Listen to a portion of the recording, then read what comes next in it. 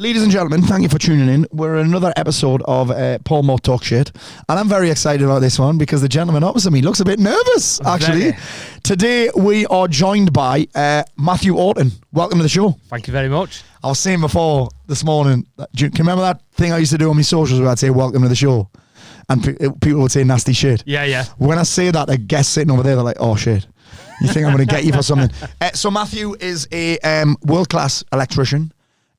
From Sheffield United fan, and I want to dive straight into this, Matt. No fucking around. What was it? Where were you at in your life when you first came across my stuff? When I first came across it, I was struggling in business, basically struggling in life, really. Yeah. So my little boy weren't very well at the time. So it was kind of like I'd started Googling anxiety. Yeah. Googling anxiety. I was been to doctors, got the tablets. Yep. Never even seen doctor, but got the tablets. Oh shit! What were the diazepam? Yes, yeah. I think they were. Yeah. Phoned doctor after about a week, says I feel worse. Yeah.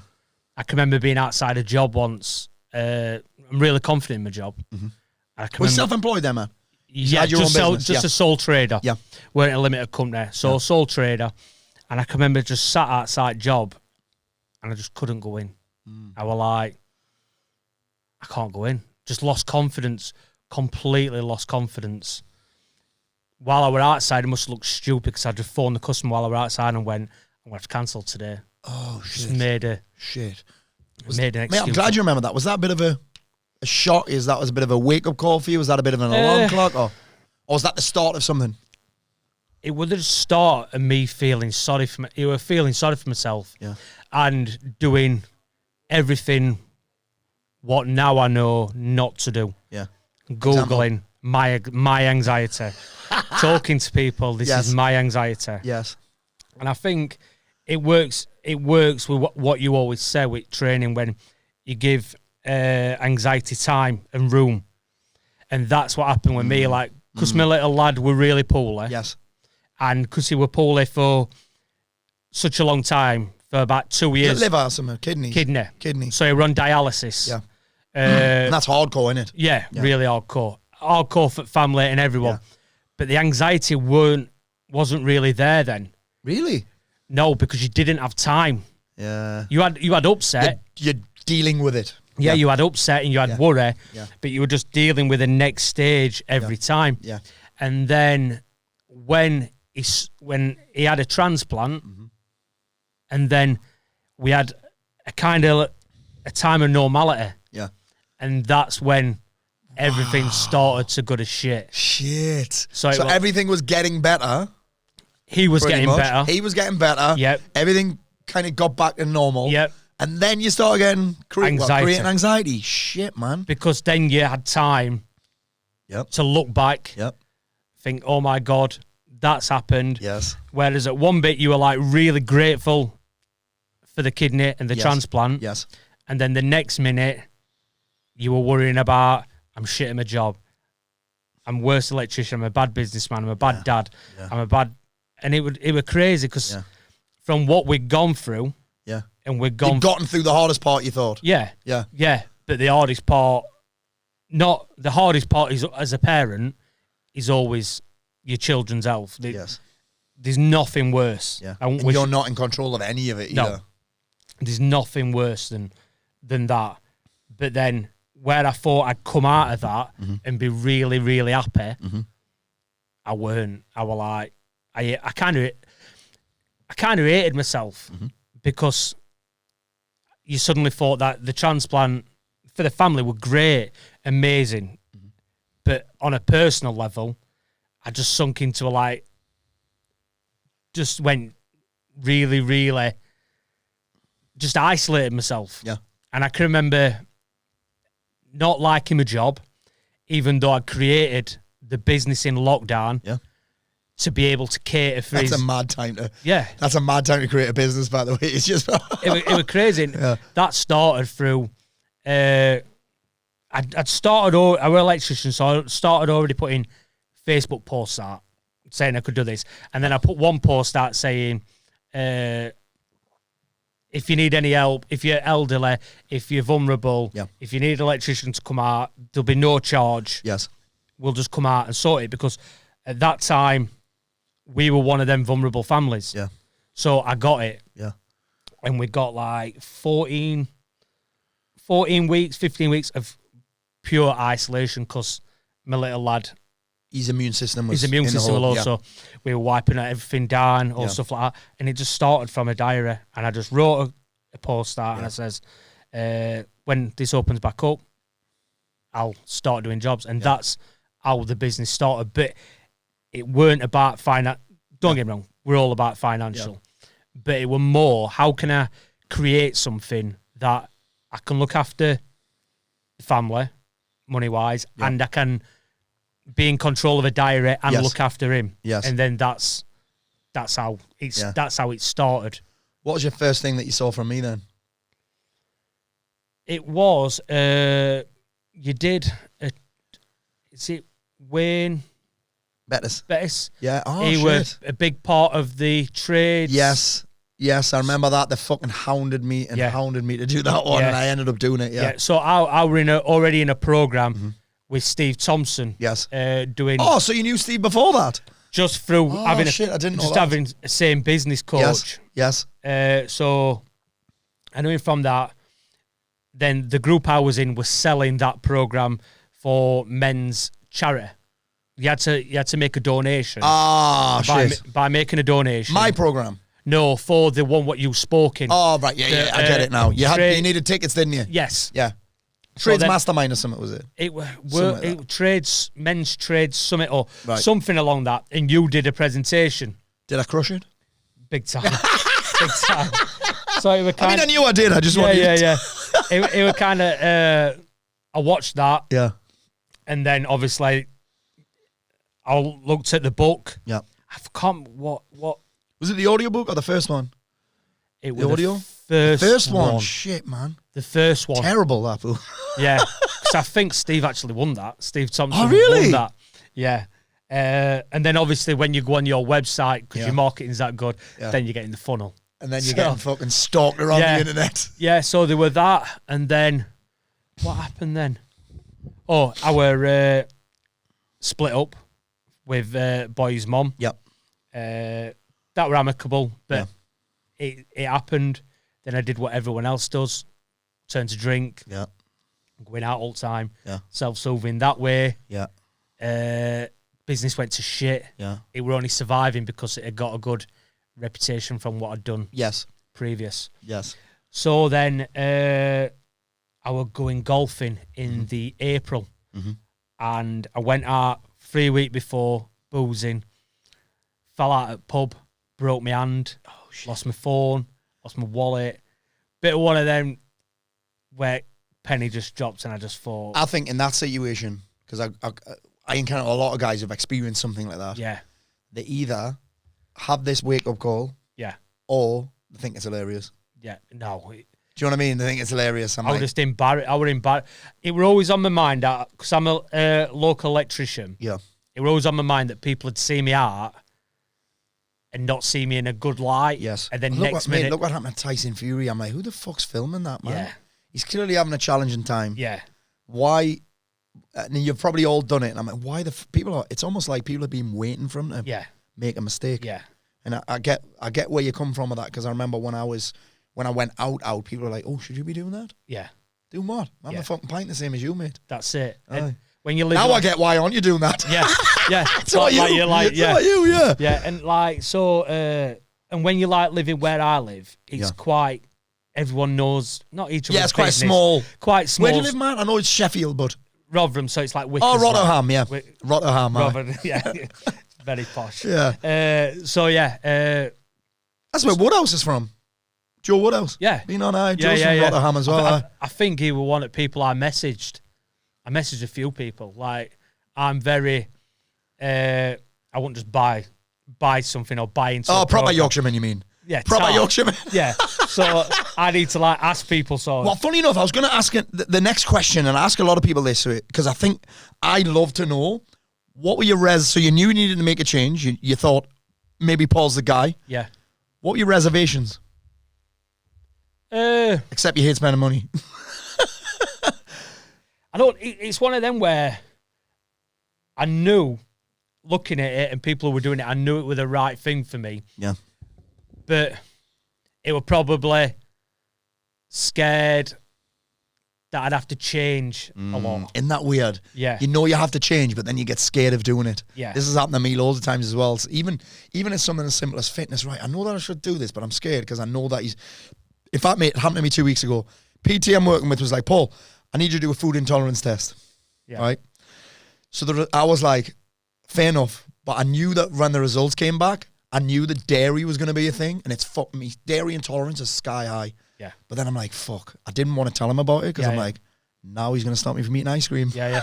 It is. And you do get scared of making you know you need to change it. I knew something's fucking with me, and it's dairy, but at the same time, I'm like, oh shit, now it means I'm going to have to stop. Yeah. And it was like, before I came on the program, Yeah. I got a therapist.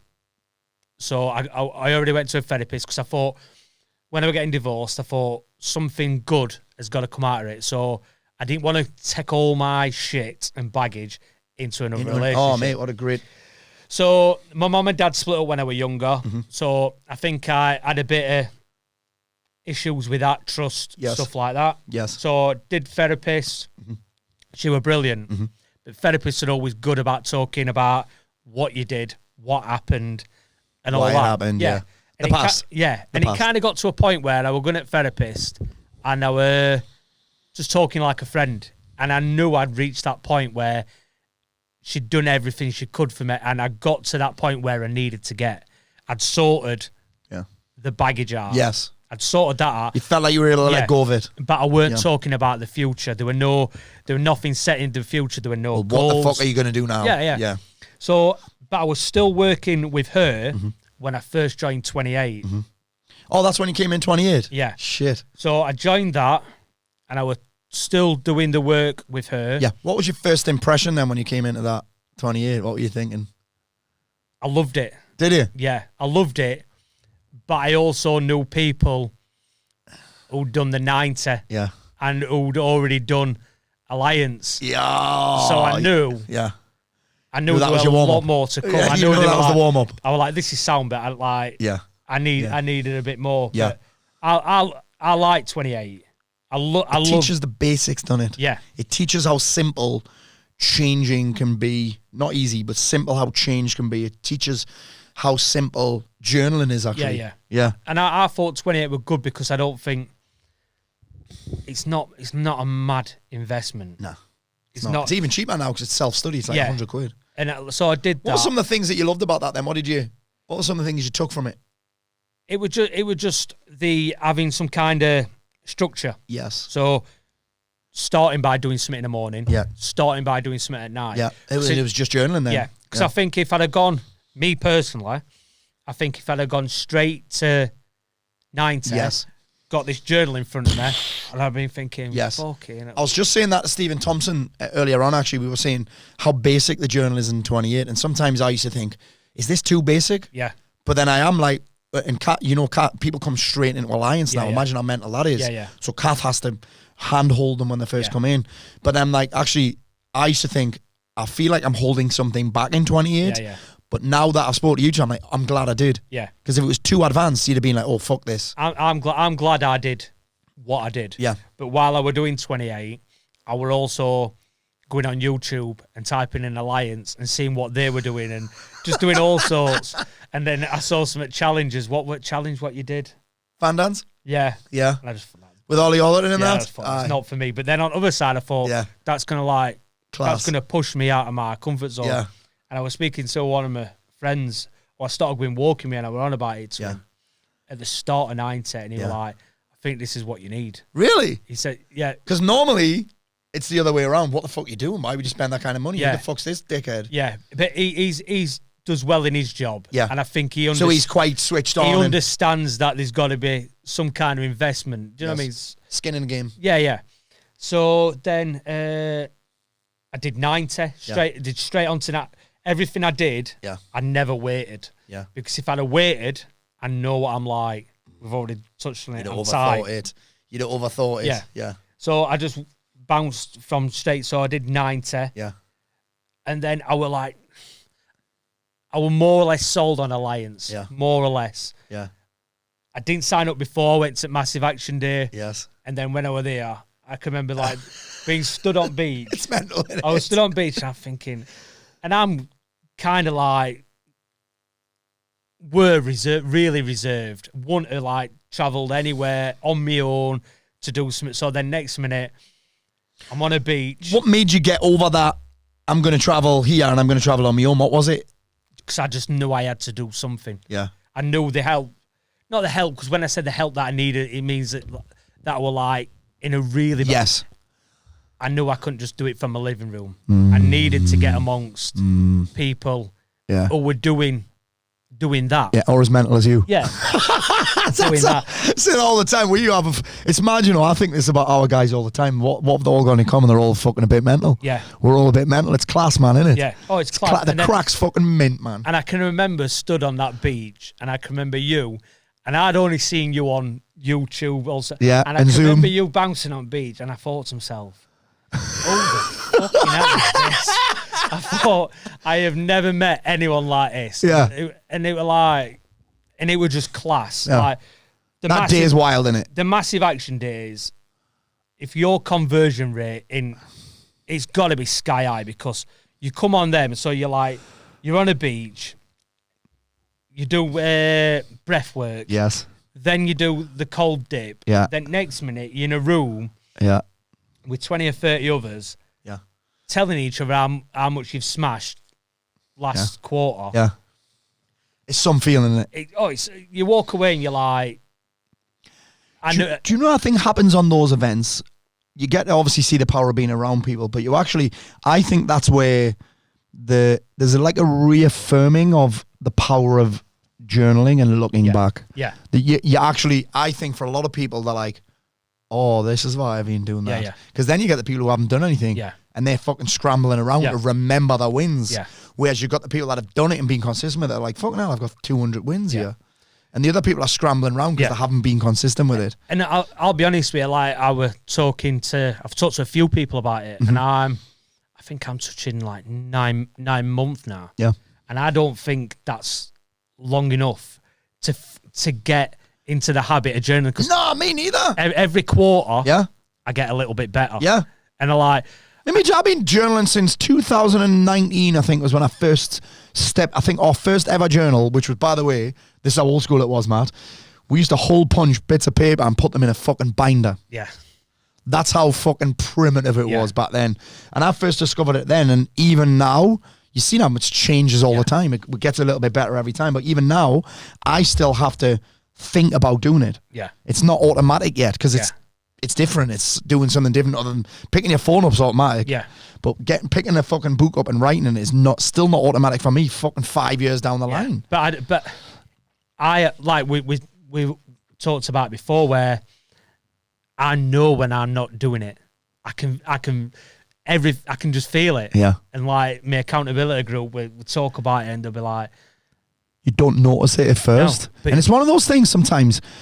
This is a very random comparison. It's the maddest comparison you never get. So last year I microdosed magic mushrooms, and I didn't know. You're not supposed to notice it. That's the whole point in microdosing it. It's not as though I'm in my office on Zoom fucking smelling colours. Right? I'm not doing that. But you're microdosing. I didn't notice at all when I was on it. Nothing. Yeah. And then I stopped, and I was like, ooh. I stopped for it, and it wasn't even straight away. You know what that's like with journaling. A couple of days, it doesn't matter. And then the week down the line, you're like, oh, something's different. Yeah. I'm not journaling. And it's mad, because the interesting thing is, Matt, you might not even talk about this, but people stop doing it when their life gets hard. When something happens like beyond their control or something goes wrong, they stop doing the thing. I'm like, that's when it matters even more, man. You stop doing the things that's good for you only when things are going well. Is crazy. Yeah. and then something goes that's not the plan, and you stop doing the thing that keeps you straight. It's mad. Talk to me about the accountability group then, about when it's not happening, because I interrupted you there. Yeah, no, we've got that's my thing. So we've got we got an accountability group. It's only small. Yeah, good. There's 4 of us in it. Mm-hmm. Who's in it? Me, obviously. Yeah. Steve Thompson, Yeah. Luke Wadham, Luke Wadham. and Marcus. Oh, Marcus. Yeah, Marcus. So, and it's class. Oh, you've got that little weight loss challenge going on as well, right? Yeah. Who's winning? Steve. Is he? Steve's done it already. I thought you looked really well this morning. Yeah, actually. Steve's done it. Steve's done 10 already. So was that the challenge? £10? Yeah, £10. So we just got to maintain it till Tuesday. Yeah. But it's a group one. There's a forfeit. I can't remember what all forfeits are, but there's a forfeit if you don't do it. Yeah. And there's also a group forfeit. Talk to me about this. Talk to me about this, because I think it's hilarious. So, and in this time, I've done a lads' weekend away golfing. Yes. Even though I don't drink. Yes.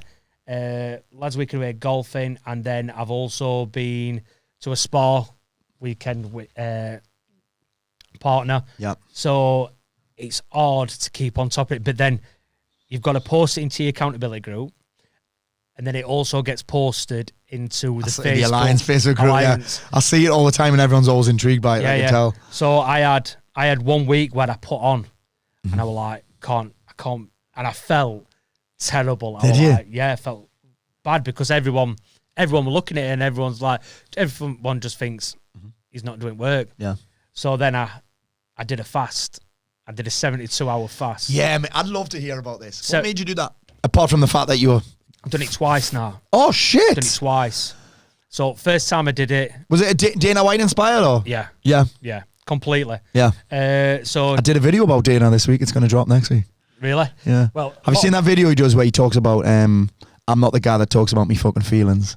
No, I don't think he's got a bit. I'm not that fucking guy. I don't need to talk about my feelings. And part of me's like, well, that's why you slap your fucking missus around. Yeah. Anyway, I did a video saying there was actually some stuff that I really agreed with. Yeah.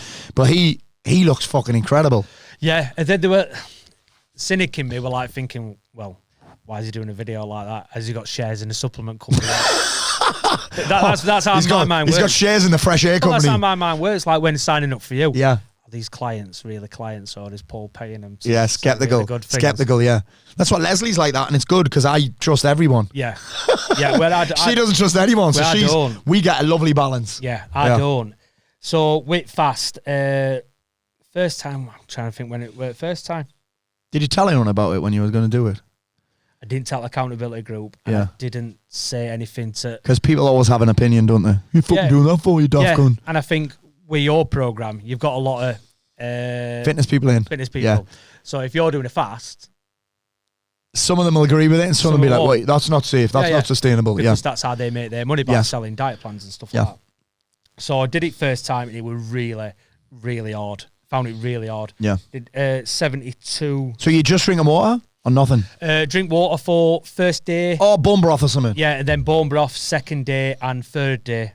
Yeah. First time felt awful. It made worse by the last day, my little lad wanting to go to Meadowhall and then go to McDonald's. Oh. So I sat there at McDonald's with 3 hours to go. But fast ending. I think McDonald's is one of the easiest places not to eat because it's fucking crap, innit? Yeah. I always need 2 or 3. I was drinking black coffee. Yeah. But then when I didn't lose the weight and I put it on, this time I said I'm going to do it again. Did it again, it would eat a piece of piss. Really? Just because I'd already done it. Yeah. I'd already done it. So in my mind, I knew it was achievable. Yeah. And I didn't do the 72. I did 86. Oh, shit. Because my fast ended at 6:30 at night. So I thought if I can last another 4 hours, I'm going to bed.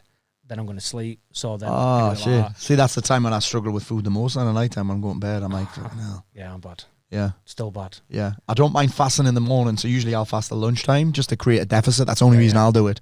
But on a night time, yeah. How do you stop yourself overeating when you finish it? First time I didn't. Did you not? No. Did you go a bit mental? Complete idiot. Why? Probably put more on. I mean, that's understandable. So you do this fast and you lose weight. How much weight? Both times I lost £6. Yeah. And do you put £6 back on? No.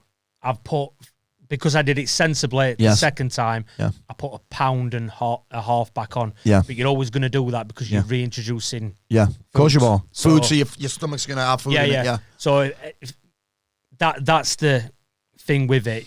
When you first say... Because that's what people say, oh, will you put it all back on? Well, I won't put it all back on, though. But I did first time. Because you're in a deficit. The deficit isn't a day thing. It's like you're in a deficit for the week. Yeah. Yeah, so first time I think I broke my fast with pasta and then cheesecake. Ridiculous. Cheese and cake? Yeah. Wow. Yeah. But it was ridiculous. It was like, I think it was because I found it that hard. Yeah. All I was thinking about You're probably thinking about what you're going to eat at the end. Yeah. Whereas because I got a goal Yes. and my accountability group knew about it and everyone in our Facebook group knew about it, all 200 people, because I did a post about doing the fast. Yeah, I remember. I had to bring results. I'm going to do this properly. Yeah. What have you learned about yourself from... I don't know how we've ended up talking about this, by the way, but because it's a random topic. Have you got shares in Bro? Fast Sparky. Yeah. Which is a first. What have you learned about yourself? Because I think there's a lot of lessons in things like this, like you can apply to so many other areas of your life. I think, like when you're snacking, and when you think you're hungry, you're not. You're not. No. If you can do 72 hours, you're not hungry. Yeah. And the first time around, it were also to challenge myself, to see how far I could do it. Because I, like you, snack at night, greedy, just really greedy. Yeah. But I just learned you can do so much more than what you actually can. The reason I asked that is because when you were talking about it, and I know you're not drinking now, I remember the first time, well, two things. When I said I wasn't going to drink for a year, Leslie said, what are you doing that for? I was like, I want to see if I can. Yeah. But then when I did that first year, it sounds weird because it's not some momentous effort. It's not like running a marathon, for example. It's over the course of a year. But actually, I thought, well, do you know what? If I can do something that's so encouraged, actually, it's weird. I'm not just saying socially acceptable. I'm saying socially encouraged. Yeah. It's encouraged that you drink all the time. So I'm like, if I can not do that, like what else can I not do? Or what else can I achieve? Yeah. Did you get that a bit from the fasting? Yeah, definitely. 100%. And like you with stopping, going off on one, but you were stopping drinking. Yeah. That definitely had an impact on me. Yeah. Because the night I signed up for Alliance, we came on the Friday, the Massive Action Day, and then we went out for a meal with some of the people who were here on that day. Yes. That was the last drink I had. Was it? Yeah. Oh shit. So it was kind of like... Was that not drinking at that point? No, you was that year in maybe? So I joined last September. So 2023. Oh, mate, I was well over. I stopped. My last drink was the 23rd of December, 2021. Yeah. So it was kind of like, if I'm paying this amount of money to invest in myself, why would I do something what's counterproductive? And it's really interesting that, how do you find that? Because I know the trades is a big thing and the trades drinking in it. Yeah. How have you found that whole journey of not drinking then? Because I work on my own. Yeah. Find it a bit easier. A lot easier. Yeah. When I used to work away. Yeah. And I actually worked out road at Ashington once, working away. Fucking Ashington. They talk funny there. Stayed at Sandy Bay Caravan Park. Shit. Wow, I know there. In November. Yeah. Ooh. So trying to do that back then. Ashington, they talk weird there. Like, I wouldn't have been able to do it. Really? Because I wouldn't have had the mindset to do it. A lot of boredom as well there, I bet. Yeah. Boredom. But I used to give in to everything and everyone, just because I didn't want to be different. See this right now, you blend in. I think a lot of the time there's got like every excuse to get drink. I'm seeing lads saying, "Oh, why are you drinking? Oh, for the football." I'm like, you don't even fucking like football. Yeah, and all it happens to me now. I'm watching England are playing. I'm like, so fuck. Yeah, like, so why you don't like football? Yeah. You couldn't name the starting 11, but it's just an excuse to get. And I get it, like it's fun at the time. So, how many? Where are you at right now then? How long ago was that? So September last year, so about coming up to about 9 months. Oh shit, what's the target, a year? They weren't one. Was it really?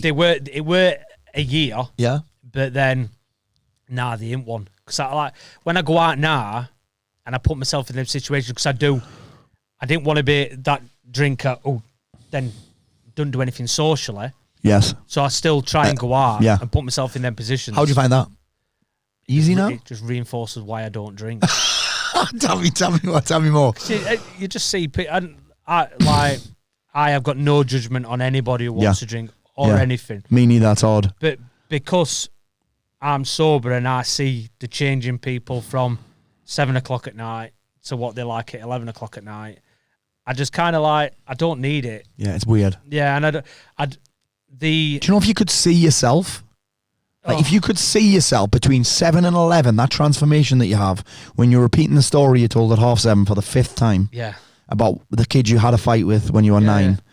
It's always about fighting with blokes. You'd be like, oh my God. And mine, probably with everyone else, the drunk me, were the alter ego, what even I didn't like. But then you think you're a lot more funnier, you get a little bit louder. Yeah, get a little bit braver. And and I were like, someone was saying, oh, what we might like when he were drinking, and my best mate just went, a right Larry prick. Really? Yeah. Larry.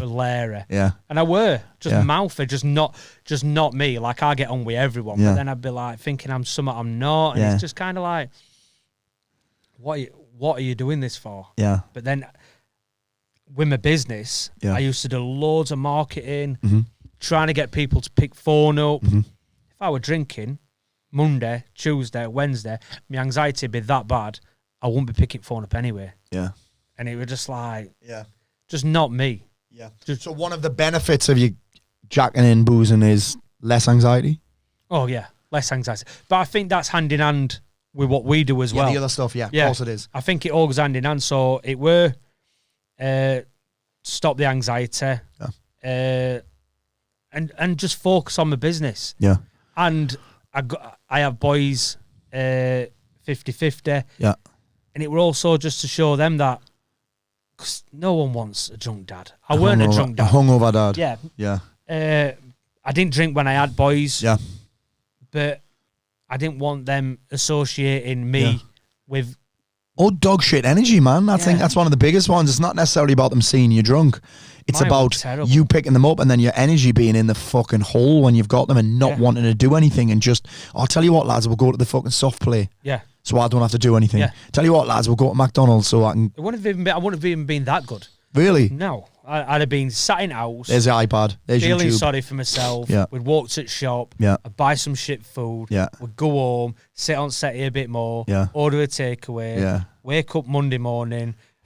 Wonder why my life's so shit. Yeah. I hate my job. Yeah. Fuck it. When I think back now to what I do now to what I did then is like... And what's wild actually is that your job's the same. You haven't... Do you know most people, what they would do is they'd blame the job. You see this and relate, they blame the partner or they blame... And I did this. I blamed the country that I lived in. Yeah. And I took the same version of me to Marbella. Yeah. And I was like, well, why am I still this? Yeah. You see all the people like, oh, well, see with Australia, if I just moved to Australia, then I'll be happy. Yeah. And then they come back and they're the same. Yeah. It's mad. So this is crazy, this. Yeah. So your business hasn't changed, but you have. Yeah. 100%. I would, when it's like with everything what we do, with drink and everything. Yeah. I can remember I was single. Yeah. Obviously for 2 years. Yeah. And when I met Emma when I was, I met her about 3 weeks before Marbella. We went to Marbella. Yes. And everyone, if I were talking to Marbella was a wild ride, wasn't it? Fucking hell. God, I was so lucky with that. But we, Emma, everyone I'd met before, I just didn't used to tell them I did this. I didn't used to say, I didn't say I got a coach or I didn't say anything. Yeah. But then I got to a point with doing what we do where I just got to a point where if someone comes into my life, then they've just got to accept me. And that were by valuing myself, which I didn't before all this. Yes. Really didn't like myself, didn't think I had any value or anything like that. And I can always remember it was surreal. I was talking to her on phone and she went, oh, what you been doing this morning? And she knew I were in Marbella with you. Yes. And I went... What had we done? Yeah. Because it could be anything. I says, we've just been on beach. Yeah. We've just meditated. Yeah. In the dark, wasn't it? Because it was December. Yeah, you did it. Yeah. It was freezing and all. Yeah, discipline thing. Yeah. And then I've just been and done a sea dip. Yeah. And now I'm going to do some training. Before, I would have never... Told her that? I wouldn't have told anybody anyone, that. Really? And now, like, I am really open with her. I tell her everything. Yeah. And sometimes I bet she thinks, what on earth is he doing? Like meditating. Like people from Rotherham. Yeah. I get it. I totally They get it. They don't meditate. Yeah. They don't do cold showers. Yeah. And I can remember when I first joined your program and you went, whatever you do, don't preach. Yeah. That's an invitation and fucking arguments. But it's so hard not to, because you come from a place of everything not working and everything and against you. You want to help people. Yeah, yeah. And you're like, I want you to feel like me. I've got the solution. You're telling me about a problem and I've got something that can help you. And then you're like, oh, you've got to sit on your hands. That's it. And sometimes you don't realise how far you've come Yeah. until you help someone else. Yeah. Because someone will come to you a problem and I'll be like, you'll say something and they'll be like, yeah, that's right. And then you walk away and you think, fucking hell, shit, where's that come from? Or how did they not already know this? Yeah. And do you have people that, I mean, you might not, but a lot of guys do. Do you have people that sometimes maybe take the piss out of what you're doing, or? No, you get some people like on Facebook, like I put, I think I'd done so many months sober. Yeah. Take that picture like you do with that app. Yeah, I am sober, And someone said to me, I used to work with him, actually. He's a really nice kid. Yeah. And he says, he compared me to a vegan. Oh, yes. By shoving it down people's throats. Yes. And it weren't. It was just that I was proud of it. And I just said, I get that all the time. Yeah. I'm like, shoving it down people's throats. Yeah. Would you have said that if I'd have posted a picture of a pint at the airport? But if you look on his profile. That's all it is. You would never have, you wouldn't have criticised me. You would have actually praised me for having a pint at the airport. Yeah. Which is different. Nobody ever says, stop posting pictures of your night out, ramming it down my throat that you're on a night out. That's it. It's mad, isn't it? No one ever does that. It's like I get criticised for not drinking and praised for drinking. Yeah. It's fucking insane, that.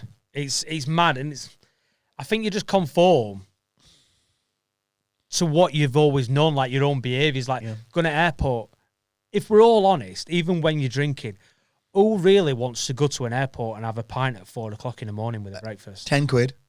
But who wants 10 quid to a do pint. It? Imagine that feeling great. And it tastes like shit. And then you're on a plane feeling tipsy. Yeah. Yeah. And horrible. And I've never had a good relationship with beer. Yeah. Never. Even on my stag do, we went to Magaluf. Yeah. And last night I didn't even go out because I were in my bed thinking someone would come into the room and hammer me. Shit. Because my anxiety with that eye. Yeah, shit. So I'd never had a good one. Yeah. With it. So talk to me a little bit more then, because I wasn't expecting this to go down the anxiety route. What are some of the things you've learned from me and being in the program about anxiety that have really helped you to get a handle on it? It were more about... You did mention at the start, you looked at me and went, I was Googling anxiety, then I went, oh, yeah. Oh my God. Yeah, it was the first thing that you said, and I was like, oh. Yeah, it were all about my anxiety. And if I can remember when... I think it was lockdown, just after lockdown, where you couldn't really go and see an NHS therapist. Yes. So it was talking therapist. Yes. And she said to me, it was weird what she said. She was like, oh, what do you listen to on Audible or stuff like that? And I was like, well, I listen to Robbins. Yeah. Do another one. She wrote the 5-second rule.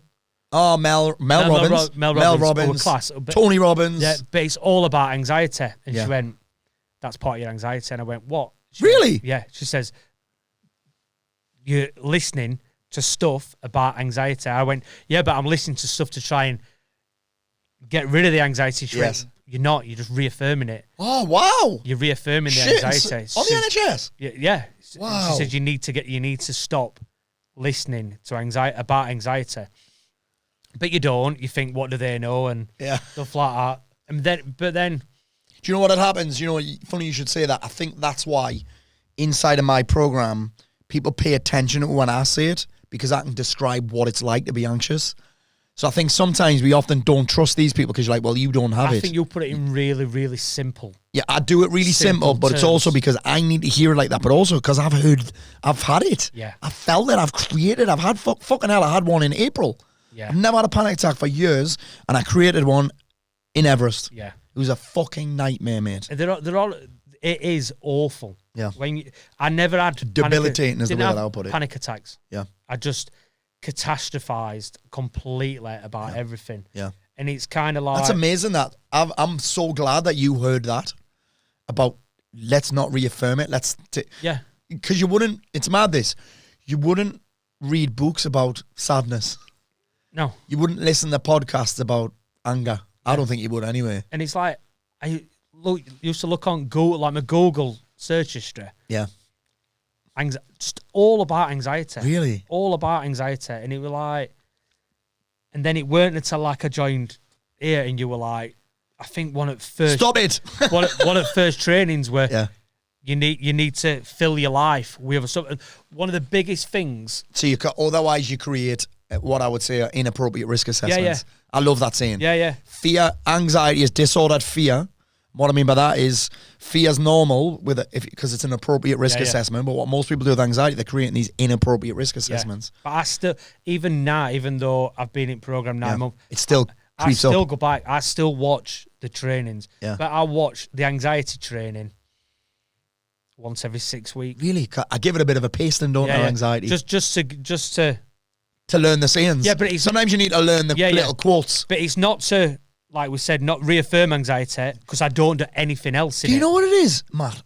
I think I might. The training is called like breaking free from anxiety, and then I think I changed the name of it when I'm talking about it. Yeah. I think I'm like, let's not use this word anxiety. Let's talk about being peaceful or calm or whatever.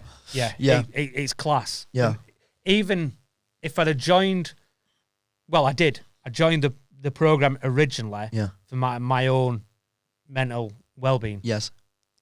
And it's only now 6 months in where I've started going down the business route now because I weren't... You've got to get your own shit together first. Yeah. But I needed to get me right in order to have the business. So when I joined you, the business was just a sole trader. Yeah.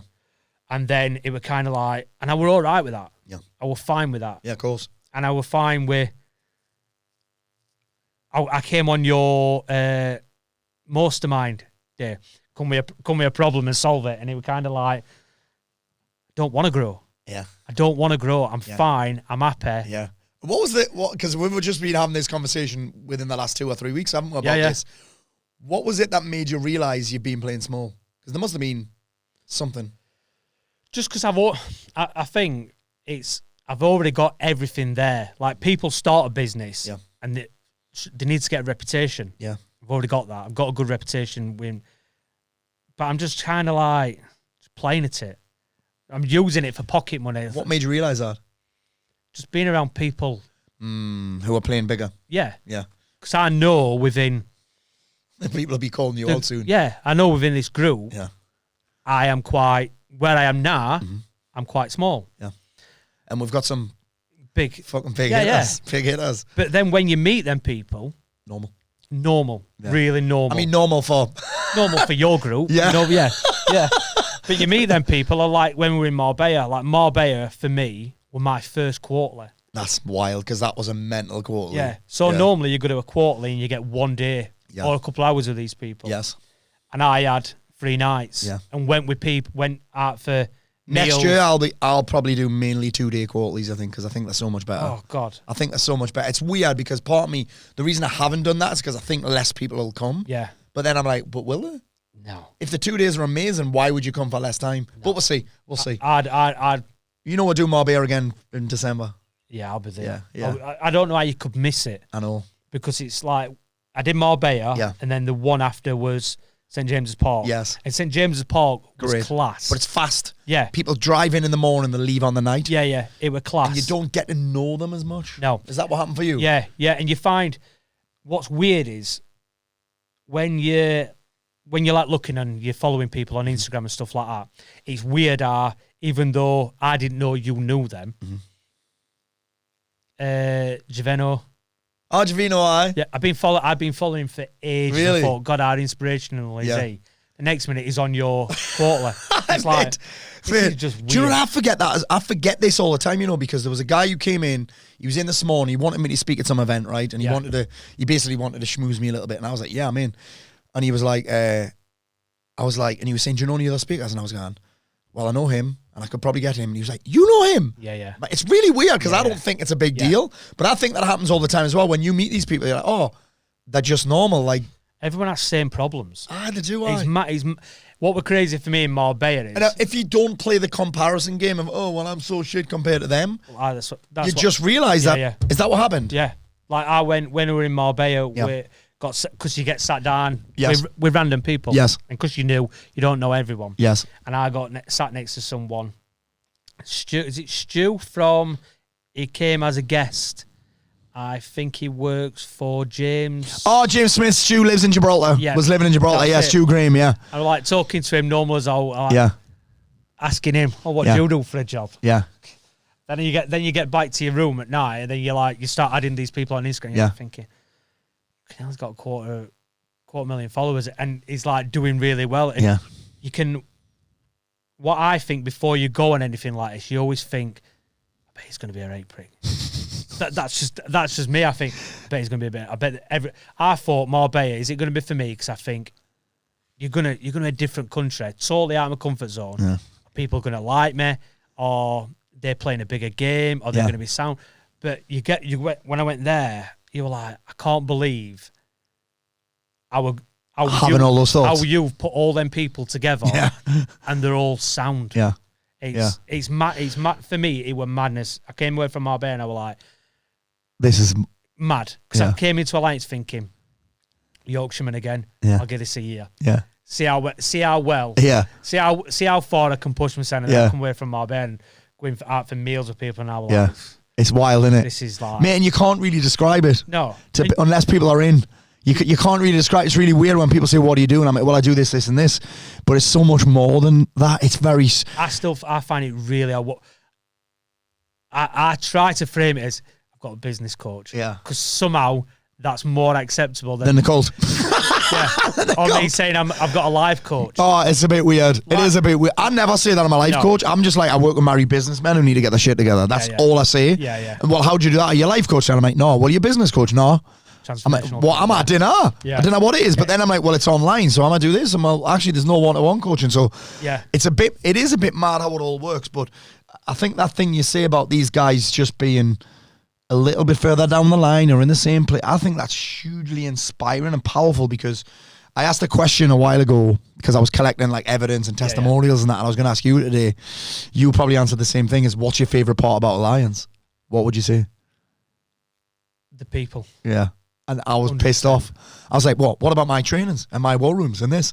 And then someone, I think it was Russell Kane, actually said, well, Paul, it was his wife, actually, Lindsay. I asked the guys, and I was good because they all said the community.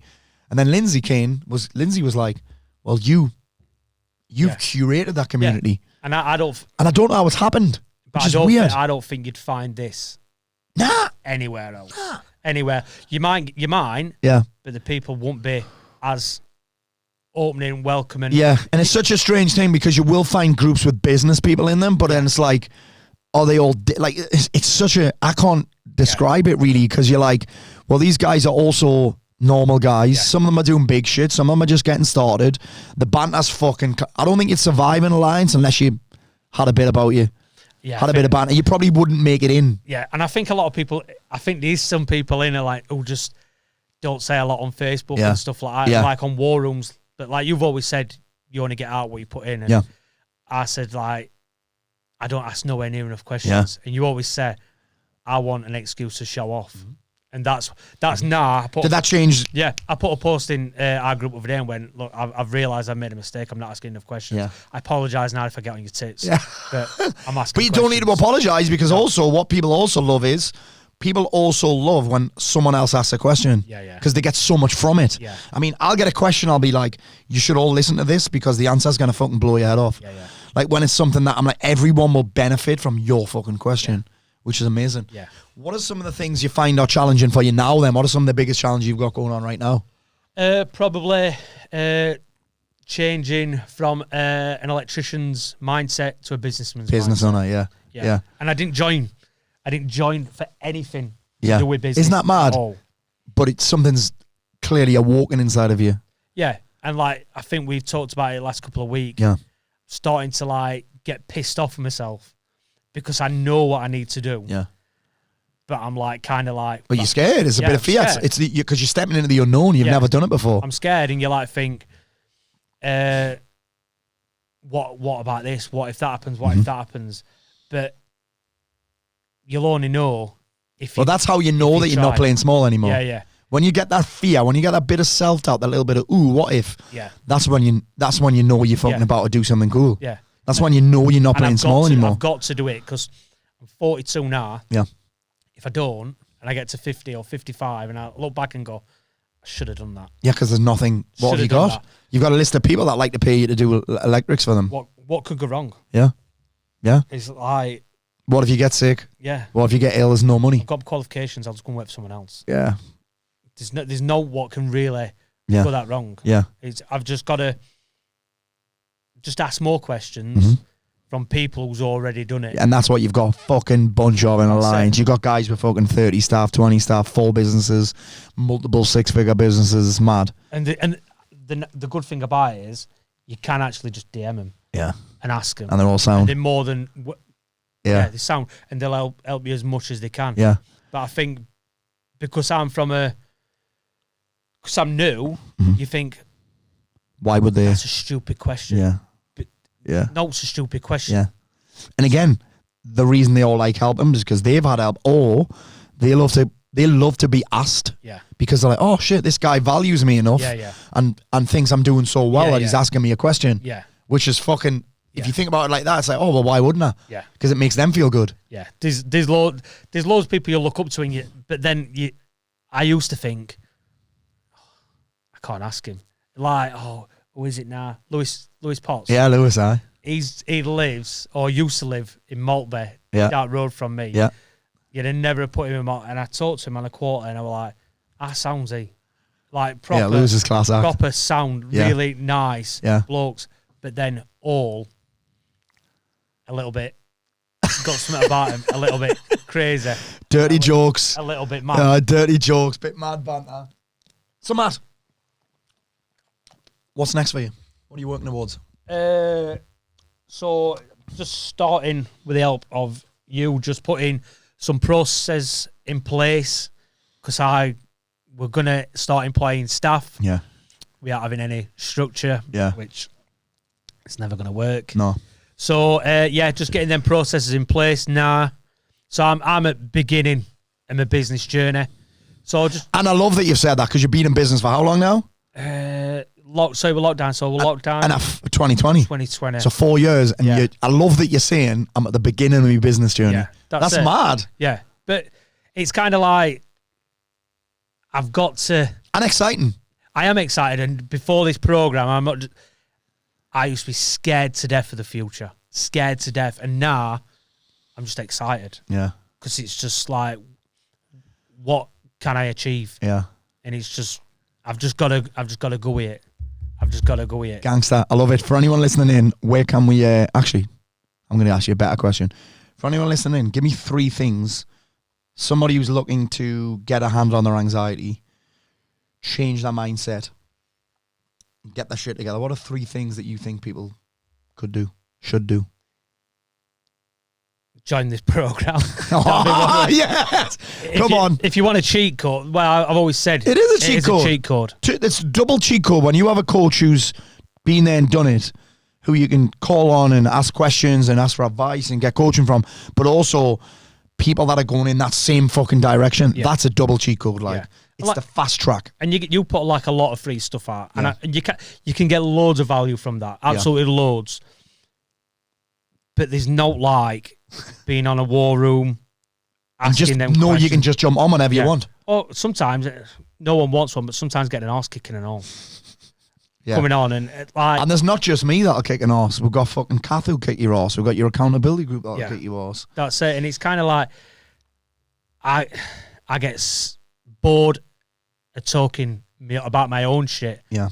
Sometimes you've got to put action in, and the only way you're going to put action in is, like you say, put some skin in game and get an accountability group who actually care about you. And who's just going to say, and then smaller groups work better, I think. Oh, a smaller groups work better. I don't think we wouldn't have anyone else in ours, and it's not because you'll always get someone who's not doing the work, you don't want to watch their video. Yeah. You're not that bothered. Yeah. Whereas You don't want to hear them going, oh, I haven't done it again. no, Yeah. and I know by videos in the morning if someone's Yeah. got a problem or they're a bit low. Yes. Then you'll send them a private message and say Yeah. you're all right, or Yeah.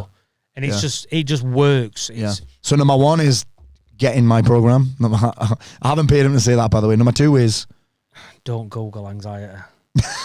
Don't. It's not yours. yeah. You, Don't try and learn more about no, it. You created What it. should I do instead? Just have a fulfilled life. Yeah. And don't get A life that doesn't have room for anxiety. because A life that doesn't have room to create inappropriate risk assessments. That's all it is. Get bored. You overthink stuff. Boredom is anxiety's greatest ally. And just journaling, scheduling. That can be number three. Yeah. Journaling, scheduling, targets. Something to think about other than shit. Yeah. I love it. That's it. Matthew Orton, number one, thank you so much. Number two, where can the guys find out more about you if they want to follow your journey or check out what you're doing in your Sparky business? I'm just on Facebook. Yeah. So just my name, Matthew Orton. Yeah. Business on Facebook, MP Electrical. So yeah. Class. I love it. Matthew Orton, thank you so much. Thank you very much. Mate, that was fucking sick. Thank you so much, mate. That was class. That was class, thank you. I actually didn't know a lot of that stuff, you know. Oh, right on the dot.